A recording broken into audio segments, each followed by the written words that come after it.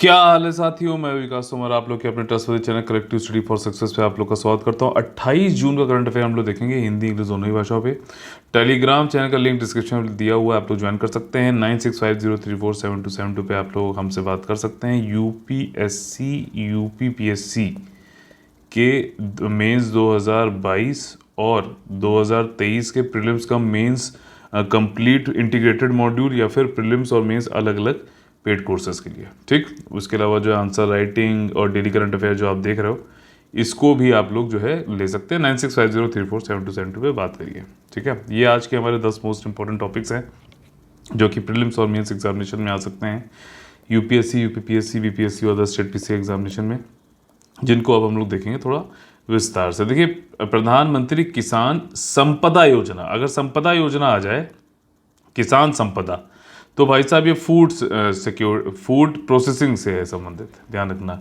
खाद्य प्रसंस्करण, जैसे जो है टमाटर में जो है का केचप बना रहे हो तो क्या प्रसंस्करण कर रहे हो, ठीक। फ्रूट्स का आपका जो जैम बना रहे हो तो वो फूड प्रोसेसिंग है, ठीक। या फिर किसी फूड की शेल्फ लाइफ बढ़ा रहे हो, ठीक, ज़्यादा दिन तक जो है वो खराब ना हो, तो ये सब फूड प्रोसेसिंग खाद्य प्रसंस्करण में आता है। किसान संपदा योजना के अंतर्गत है प्रधानमंत्री। वहीं अगर सिर्फ संपदा योजना अगर आए तो क्या होगा, कमेंट करके बताइए, अलग है, ठीक है। तो ministry of food processing industry जो है एक इसकी अलग मिनिस्ट्री है, जीएस पेपर 3 में ये आता है। तो उसने कई सारी एप्लीकेशन के लिए इनविटेशन दिया है कि आओ और बनाओ, ठीक है ना, इस योजना के अंतर्गत। अब वो कौन कौन सी सब स्कीम्स है जिसपे एप्लीकेशन मांग रहा है, मतलब क्योंकि इनको जो है इंफ्रास्ट्रक्चर बनाना है, बुनियादी ढांचा बनाना है कृषि प्रोसेसिंग क्लस्टर्स के लिए, ठीक। तो अब जैसे अगर आप ये कहो कि फूड फोर्टिफिकेशन जैसे राइस का भी किया जा रहा है, ठीक, डस्टिंग होती है, एक्सट्रूजन होता है, तो वो भी एक तरीके की प्रोसेसिंग ही है, समझना आप, ठीक। तो इसके लिए वहाँ पे वो प्लांट इंडस्ट्री जब जो भी लगेगा इंफ्रास्ट्रक्चर, तो उसके लिए मंगाया है, बुलाया है। साथ ही साथ कुछ क्रिएशन या फिर एक्सपेंशन करना है कैपेसिटी को, जो इनके पास ऑलरेडी है, प्रोसेसिंग और प्रिजर्वेशन, जो संरक्षण वाली बात है, तो उसके लिए एप्लीकेशन मांगी है कि आइए बनाइए। कोल्ड चेन, ठीक, जैसे आलू के आपने देखा होगा कि ये कोल्ड स्टोरेज है, वैसे ही वैल्यू एडिशन इंफ्रास्ट्रक्चर उसके लिए है। सेफ्टी और क्वालिटी एश्योरेंस के लिए एप्लीकेशन मांगी है। Operation green long term intervention, इसके लिए भी application ministry of food processing industries ने मांगा है, ठीक है।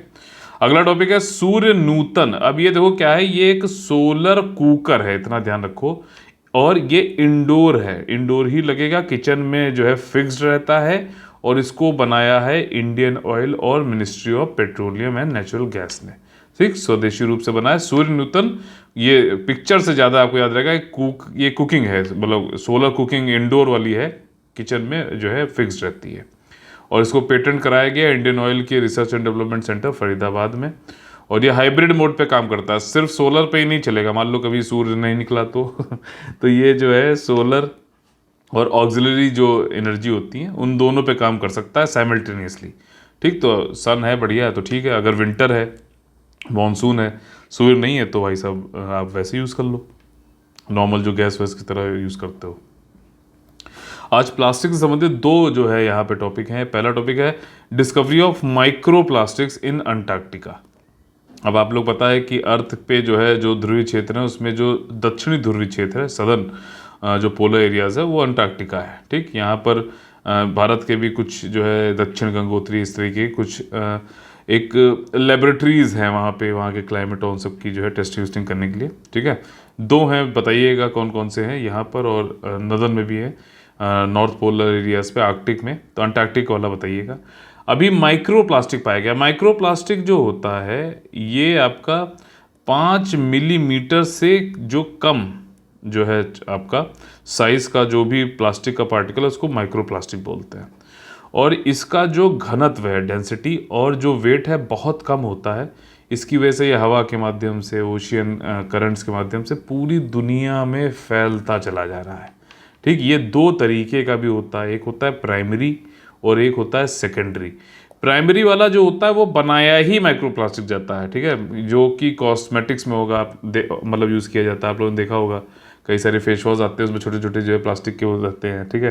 तो कॉस्मेटिक्स के लिए है, कुछ छर्रे छोटे प्लास्टिक के बनाए जाते हैं इंडस्ट्रियल यूज़ के लिए, ठीक। तो इस तरीके से प्राइमरी तो वो मतलब बनाए माइक्रो प्लास्टिक जा रहे हैं। दूसरा जो सेकेंडरी होता है वो क्या है कि बड़े बड़े जो बॉटल्स हैं या फिर जो बैग्स हैं प्लास्टिक के, तो उनका मतलब जो क्षरण होता है, जब डिग्रेडेशन होता है, तो उससे जो 5 mm से नीचे जो प्लास्टिक बन जाते हैं तो वो सेकेंडरी तरीके से बनते हैं। तो इसलिए वो भी है तो माइक्रो प्लास्टिक वो भी, लेकिन सेकेंडरी वो मतलब ओरिजिनली वैसे नहीं थे, क्षरण की वजह से वैसे बने हैं, डिग्रेडेशन की वजह से। तो ये सारी चीज़ें, और ये दुनिया में मैंने आपको बताया घनत्व कम है, डेंसिटी कम है, वेट बहुत कम है, तो पहुँचता जा रहा है। या आप मतलब आपको जान के ये हैरानी होगी कि समुद्र के बिल्कुल बिल्कुल नीचे ओशियन फ्लोर पे भी माइक्रो प्लास्टिक पाया गया है, और जो है एवरेस्ट पे भी माइक्रो प्लास्टिक पाया गया है। समझ रहे हो, एवरेस्ट मतलब ऊंचे पे भी और सबसे नीचे पे भी। और अब तो पहली बार अंटार्कटिक में भी, रॉस आइलैंड है यहाँ पर, ठीक, वहाँ से जो नई बर्फ गिरी मतलब कटी, ठीक है ना, तो उस पे भी माइक्रो प्लास्टिक पाया गया। तो भाई साहब कोई जगह बच नहीं रही है। अब ये चीज़ थोड़ा सा थ्रेट भी है, क्यों? क्योंकि ये प्लास्टिक जो है कई सारे भूरे मतलब गाढ़े रंग के होते हैं, तो उससे एल्बिडो जो है इफेक्ट करता है, और ये ज़्यादा सनलाइट को एब्जॉर्व करता है, ठीक। तो उससे क्या है कि ये ज़्यादा आइस जो है ये जल्दी तेज़ी से मेल्ट होगी, ठीक। दूसरा तो टॉक्सिक तो है ही है, वहाँ के एक्वेटिक जो इकोसिस्टम है उसके लिए भैया ख़राब है। और ये कहाँ कहाँ से बन रहा है ये भी समझ लीजिए। ये आपका देखिए, वैसे तो ये कहा जा रहा है कि उड़ के पहुँच गया होगा अंटार्कटिक में, लेकिन वहाँ पे जो ह्यूमन प्रेजेंस है अंटार्कटिका में, जो हमारे हमारे जैसे लेवल जो टेस्टिंग स्टेशन है, वैसे और भी कंट्रीज़ के, तो उनकी वजह से पहुँच गया होगा।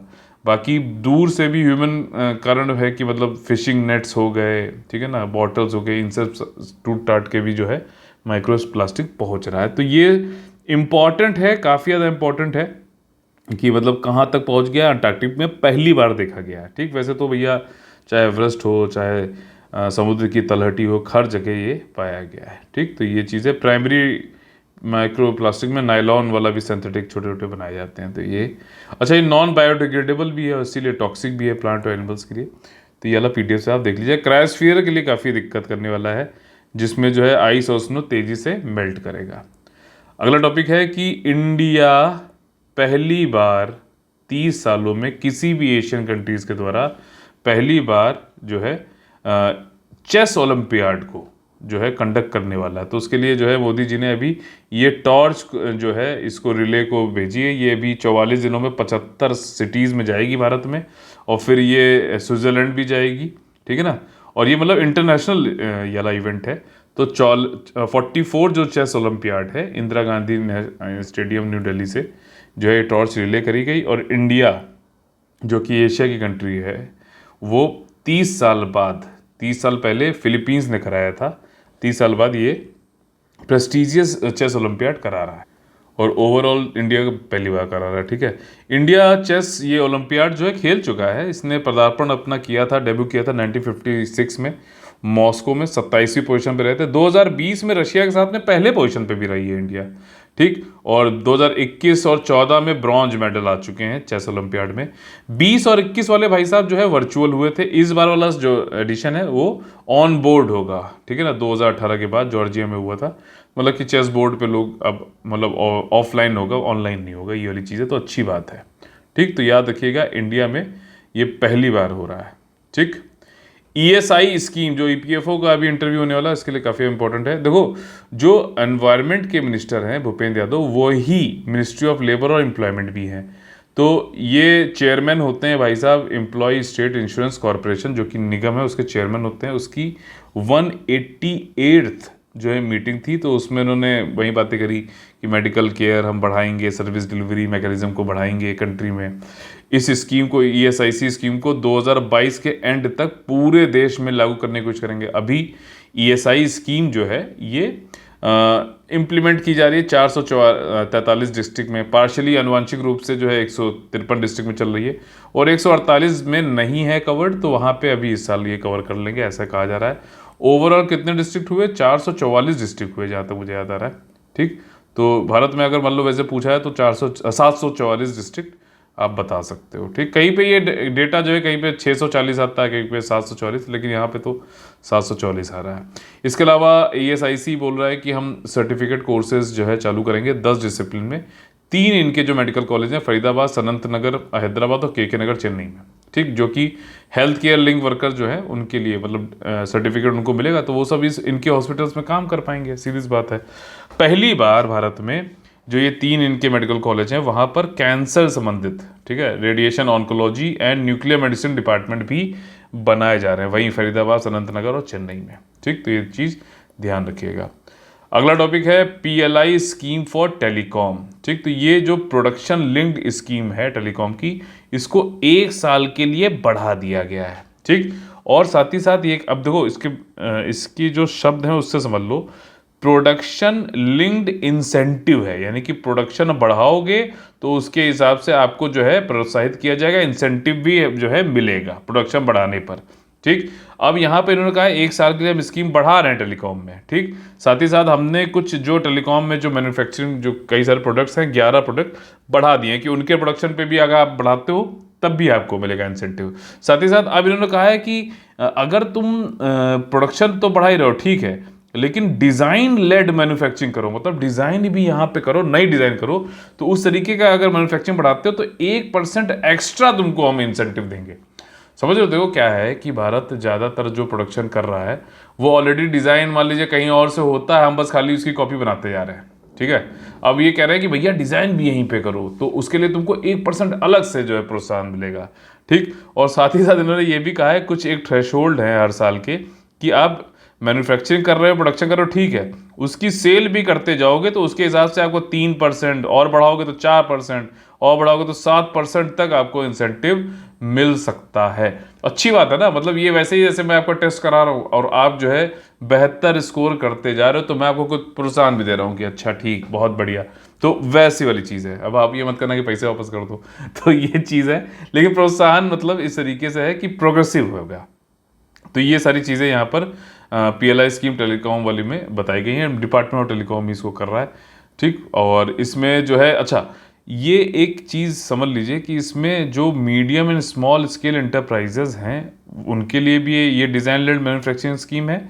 साथ ही साथ जो नॉन MSME है, ठीक, चाहे वो घरेलू की हो चाहे ग्लोबल कंपनियां भी हों, मतलब कोई ग्लोबली कंपनी भी इंडिया में आ रही है तो मतलब काम कर रही है तो वो भी प्रोडक्शन, तो उसको भी इसके अंतर्गत इंसेंटिव मिलेगा। तो हो सकता है क्वेश्चन बना दे कि this is only for the domestic industries, नहीं, ठीक, it can be for the global companies also. तो ये एक जो है बन सकता है क्वेश्चन, ध्यान रखिएगा। ठीक, और इसमें इन्होंने कहा है कि हम वही पैसे से देंगे, 100 करोड़ MSME को देंगे और 100 करोड़ जो है नॉन MSME को देंगे और 10 करोड़ जो है MSME को देंगे।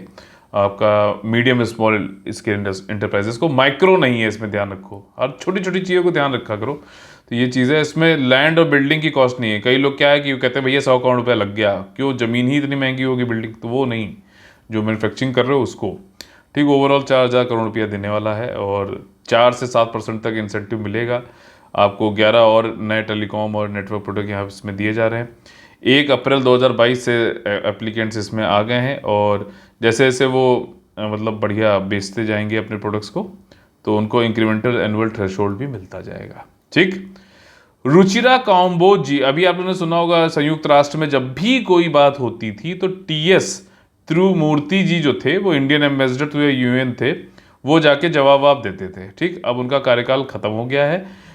रुचिरा काम्बोज जी को जो है सीनियर डिप्लोमेट हैं ये, इनको जो है अब permanent representative of India to the United Nations बना दिया गया। तो अब ये दिखेंगे आपको, कोई भी यूनाइटेड नेशन में कभी पाकिस्तान जो है जाता है वहाँ पे भौंकने लगता है कुछ इंडिया के खिलाफ, तो फिर उसको जो है सामने दहाड़ने के लिए हमारी शेरनी अब कौन होंगी, रुचिरा काम्बोज जी होंगी। तो इस तरीके से जो है आपको याद रखना, TS त्रिमूर्ति जी जो है इससे पहले थे और ये इस अभी एम्बेसडर और ऑफ इंडिया थी भूटान के लिए, अब तो खैर एम्बेसडर और परमानेंट रिप्रेजेंटेटिव बन गई हैं। ठीक है, इसके अलावा देखिए प्लास्टिक बैग की बात करी है तो कनाडा ने ये कहा है कि हम इंपोर्ट प्लास्टिक बैग, ठीक, और स्टायरोफॉर्म जो है कंटेनर जिस बनाने वाली जो चीज़ होती है उसका इंपोर्ट 2022 के एंड तक ख़त्म कर देंगे। हम कोई इंपोर्ट नहीं करेंगे इसके बाद 2023 से। फिर उन्होंने कहा है कि हम इंडिया मतलब कनाडा में जो सेल है वो 2023 के अंत तक जो है ख़त्म कर देंगे, मतलब कोई भी सेल भी नहीं कर पाएगा प्लास्टिक बैग और स्टायरोफॉर्म टेकआउट कंटेनर को। और इन्होंने कहा है कि 2025 तक हम एक्सपोर्ट भी बैन कर देंगे। ठीक है, तो सबसे पहले इंपोर्ट बंद कर रहे हैं, फिर कनाडा के वहाँ पे जो है प्लास्टिक वाली चीज़ें बैन कर रहे हैं, मतलब कि 23 तक कोई हम सेल कनाडा में भी नहीं होने देंगे और कनाडा से बाहर एक्सपोर्ट भी 2025 तक जो है बैन कर देंगे, ऐसा कहा जा रहा है। कनाडा का जो फेडरल गवर्नमेंट की प्लास्टिक को उन्होंने बोला है कि ये टॉक्सिक होता है कनेडियन एनवायरमेंटल प्रोटेक्शन एक्ट के अंतर्गत, ठीक। और इसमें जो है आपका बैग, टेक आउट बॉक्सेस, इस स्ट्रॉ होती हैं प्लास्टिक जो, जैसे कोका कोला आप लोग पीते हो गए, बैग्स, ठीक, कटलरी, स्टिक्स, ये सारी चीज़ें जो है इसके अंतर्गत आ जाएंगी, ठीक है। ध्यान रखिएगा, इंडिया में सिंगल यूज़ प्लास्टिक बैन की तरफ हम बात करते हैं। टारगेट क्या है बताइए, इस साल कुछ है, 1 जुलाई से कुछ है, थोड़ा बहुत हिंट दे रहा हूँ ताकि आप लोग पहुँचो मंजिल तक, ठीक। अगला टॉपिक है कैलिनिनग्रैड। तो देखो ये जो है रशिया का पार्ट है, लेकिन ये रशिया का जो मुख्य भूमि है उससे टच नहीं करता, ये बाल्टिक सी में से टच करता है। और ये जो एस्टोनिया, लाटविया और लिथुआनिया जो है पोलैंड से टच करता है, बेलारूस से नहीं करता है। और ये एक तरीके से रशिया को जो है रणनीतिक स्ट्रेटजिक जो है यहाँ पे एक्सेस देता है बाल्टिक सी में, ठीक। और यहाँ से आप ऊपर देखो तो यहाँ पे सारे नॉर्वे, स्टॉकहोम, ये आपका स्कॉटलैंड, सॉरी स्वीडन और ये सारे कंट्रीज़ हैं। तो यहाँ पर ये इसको बहुत इंपॉर्टेंट हो जाता है रशिया के लिए। वर्ल्ड वॉर 2 जब ख़त्म हुआ तो स्टालिन ने ये वाला एरिया कब्जा लिया था। और वर्ल्ड वॉर 2 के बाद में कौन सी ट्रीटी हुई थी, वर्ल्ड हिस्ट्री पढ़ रहे हो कि नहीं पढ़ रहे हो? पॉट्सडैम ट्रीटी हुई थी, संधि हुई थी, जिसको साइन किया था यूएसए, यूके और सोवियत संघ ने, यूएसएसआर ने, ठीक। तो उसमें कैलिनिनग्रैड जो है रशिया को, यूएसएसआर को दे दिया गया था। अच्छा बताओ, वर्ल्ड वॉर 1 में कौन सी जो है ट्रीटी सबसे ज़्यादा जो है न्यूज़ मतलब उसमें रहती है, पढ़नी पड़ती है? वर्सेलीज, याद रखना, वर्सेलीज, जिसको ये कहा भी जाता है इतनी कठिन वर्सेलीज की ट्रीटी बनाई गई थी। जर्मनी के ऊपर इतनी ज़्यादा पीड़ा हुई कि जर्मनी, मतलब होता ना कि आप किसी को इतना दबा दो कि उसके पास कुछ खोने के लिए हो ही ना कि वो लड़ने पे उतर जाए। तो वही चीज़ जो है वर्सेलीज ट्रीटी ही बोली जाती है कई कबार की ये मुख्य कारण था कि सेकेंड वर्ल्ड वॉर हुआ, ठीक। और फिर मतलब जर्मनी को मजबूर कर दिया कि फिर से वॉर करें। खैर, तो यहाँ पे कैलिनिनग्रैड जो है तब मिल गया था। और कैलिनिनग्रैड जो है यही बोला जाता है कि ये रशिया का एयरक्राफ्ट कैरियर है बाल्टिक सी में, जो कभी डूब नहीं सकता। यहाँ पे रशिया ने इस्कैंदर मिसाइल भी लगा रखी हैं, जो अभी इसने बोला भी है कि बेलारूस को देंगे हम, ठीक। और ये इसके अंदर मिसाइल भैया इतनी दूर है तो यहाँ पे मिसाइलें लगी हुई हैं, तो ये इसको सुरक्षा प्रदान करती हैं और बाल्टिक सी में जो है एक्सेस भी देती हैं, ठीक है। तो ये सारी चीज़ें जो है इंपॉर्टेंट है। लिथुआनिया ने अभी बोला है कि रशिया के ऊपर ये यूक्रेन रशिया की वॉर की वजह से जो बैन लगाए गए हैं, तो कई सारे जो प्रोडक्ट्स हैं लिथुआनिया के थ्रू पास होने हैं कैलिनिनग्रैड जाने के लिए, ठीक। क्योंकि अब ये रशिया कोई अगर मान लो इसको यहाँ से भेजना तो कैसे भेजेगा? लिथुआनिया के थ्रू ही तो भेजेगा, ठीक। अब मान लो बेलारूस रशिया के प्रो है, साथ में फ्रेंड है, लेकिन वो क्या इससे टच कर रहा है? कैलिनिनग्रैड से नहीं कर रहा है। तो लिथुआनिया ने मना किया है, तो रशिया कह रहा है बेटा तुम देख लेंगे, तुमको भी, तुम जो है समझ लो, अगर नहीं भेजोगे तो फिर तुम्हें भी कुछ मजा चखाना पड़ेगा। खैर, तो ये सारी चीज़ें हैं, इम्पॉर्टेंट हैं। और जैसे भारत में राज्य बोला जाता है ना, स्टेट, वैसे रशिया में ओब्लास्ट बोलते हैं, स्विट्जरलैंड में कैंटन बोलते हैं, ठीक है ना। तो ये सारी चीज़ें याद रखिएगा, ठीक। और हाँ, वही सारी चीज़ें यहाँ पे बताई गई हैं। अगला टॉपिक है गुरुद्वारा करते परवान। अभी आईसिस आप लोगों ने सुना होगा, इंडिया आपका इस्लामिक स्टेट ऑफ जो है कुछ ऐसे करके नाम है इसका, जो आईसिस सीरिया एरिया में जो है आतंकवाद फैला रहा था। तो इसने काबुल में एक गुरुद्वारा है, ठीक। तालिबान के आने के बाद भी यहाँ पे 150 कुछ सिख समुदाय के लोग रहते हैं, बड़े बहादुर लोग हैं, उन्होंने तब भी नहीं छोड़ा था। और देखो इन्होंने क्या किया, ये आईसिस जो है के करके कुछ टेरर आउटफिट है, इसने यहाँ के गुरुद्वारे के ऊपर अटैक कर दिया है, ठीक। कम से कम 2 लोग को मार दिया, 7 लोग को इंजर्ड कर दिया। काबुल में स्थित है गुरुद्वारा करते परवान। मतलब क्या मिल रहा है भाई तुमको, है? मतलब एक चीज समझो, अगर तुम रिलीजन के बेस पे बने हो टेरर आउटफिट, तो तुम दूसरे के रिलीजन की रिस्पेक्ट नहीं कर रहे हो, तो तुम्हारा खुद का रिलीजन तुम्हें नहीं, वो मतलब तुम्हें नहीं पता है ढंग से। अगर कोई रिलीजन पे ही कोई बेस्ड है तो उसकी तो दूसरों की जो है वो करनी चाहिए। खैर, जो भी चीज़ है, यहाँ पे अफगान हिंदू और सिख कम्युनिटी रहते हैं। मोदी जी ने कहा काफ़ी कार्यतापूर्ण जो है ये अटैक किया गया है। और अशरफ गनी गवर्नमेंट जब हटी थी, तालिबान आई थी, तब भी ये लोग छोड़ के नहीं गए थे। और ये कुछ ही दिन बाद अटैक हो गया, जब अभी मैंने आप लोगों को पढ़ाया भी था कि इंडिया तालिबान में अपनी एम्बेसी इंडिया काबुल में अफगानिस्तान में अपनी एम्बेसी खोल रहा है और सीनियर डिप्लोमेट की टीम भेजी है। अर्थक्वेक के बाद में कुछ सहायता भी भेजी थी। तो मतलब वही है, इनको लगता है कि अच्छे जो है अमन चैन नहीं होना चाहिए। और इसी के साथ में आज का सेशन हम लोग खत्म करते हैं, लेकिन एक मोटिवेशन के साथ। बहुत बड़ी बात कह गया है यहाँ पर, जो रातों को कोशिशों में गवा देते हैं, जो रातों को कोशिशों में गवा देते हैं, वहीं सपनों की चिंगारी को और हवा देते हैं। ठीक है ना। जैसे एपीजे अब्दुल कलाम जी ने एक भी कहा था कि सपने वो नहीं होते जो हम जो है बंद आंखों से देखते हैं, सपने वो होते हैं जो हमें कभी सोने नहीं देते। तो समझ लो बातें क्या कहने वाली बात है ये चीज़ें। और हमारी पेड ग्रुप की जो है जानकारियां हैं 1 जुलाई से है, बट आप लोग अभी ज्वाइन कर सकते हैं। ये वाला यूपीपीएससी और यूपीएससी का जो है इंटीग्रेटेड प्री कम मेंस का जो है, इसमें प्रीलिम्स और मेंस आप अलग अलग से भी ले सकते हो, उसकी बिल्कुल टेंशन मत लो। 5 जुलाई से ऑफिशियली चालू होगा, लेकिन अभी भी आप लोग इसको इनरोल कर सकते हो इसमें। और ये इंस्टॉलमेंट में इसमें है इसमें। ठीक, 5,000 रुपये आपको शुरुआती में देना है, फिर 4,000 की 5 इंस्टॉलमेंट देनी है। ठीक, तो इस तरीके से है। जीएस मेंस आंसर राइटिंग और हमारा करंट अफेयर वाला मॉड्यूल जो है, ये भी जो चल रहा है, डेली करंट अफेयर योजना, Kurukshetra, weekly by weekly magazine, budget, ठीक है ना, इकोनॉमिक सर्वे, ये सब भी आपको मिलेगा। मंथली आपको 50 रुपये देने हैं। अगर सिर्फ पीडीएफ चाहते हैं और डाउट डिस्कशन के साथ में जाते हैं तो 100 रुपये मात्र आपको देने हैं। इसको कभी भी आप ज्वाइन कर सकते हैं। सारे आप जो ग्रुप्स हैं कभी भी आप ज्वाइन कर सकते हैं। कोई आपको जानकारी चाहिए तो भैया ये नंबर है 9650347272। ठीक, ये पेमेंट डिटेल्स है, इसको जो है टेलीग्राम पे मैं शेयर कर दूंगा, वहाँ पे आके आप लोग देख सकते हैं। तो याद रखिएगा, जो रातों को कोशिशों में गवा देते हैं, वहीं सपनों की चिंगारी को और हवा देते हैं। जय हिंद, जय Bharat, all the very best है। वंदे वंदे मातरम।